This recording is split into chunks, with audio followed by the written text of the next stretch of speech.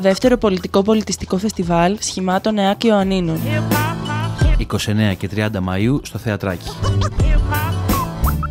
Για δεύτερη χρονιά, τα σχήματα ΕΑΚ διοργανώνουν ένα διήμερο με πολιτικές εκδηλώσεις, workshop και συναυλίες. Σε μια περίοδο όπου προωθείται ο ατομικός δρόμος και η λογική της ανάθεσης, το διήμερο φεστιβάλ των ΕΑΚ αποτελεί κόμβο συζήτησης, προβληματισμού αλλά και πολιτιστικό αντιπρόταγμα στην εμπορευματοποίηση της διασκέδασης.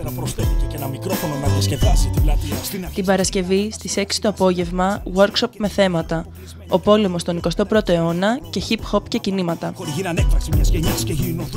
Στις 8 συζήτηση με θέμα «Η άνοδος της ακροδεξιάς στην Ευρώπη, ρατσιστικές πολιτικές, φασιστικές πρακτικές και η απάντηση του κινήματος».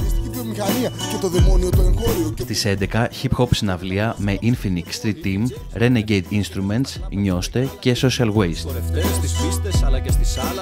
Το Σάββατο στις 6 το απόγευμα, workshop με θέματα «Υπάλληλα ενάντια στην ομοφοβία και τον σεξισμό», «Voucher, εθελοντισμός και επισφαλής εργασία». Στις 8 συζήτηση με θέμα «Εκπαίδευση για τις ανάγκες της αγοράς ή της κοινωνίας».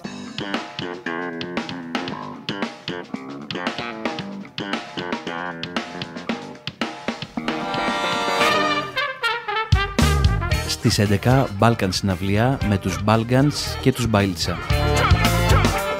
Η είσοδος στο φεστιβάλ είναι ελεύθερη.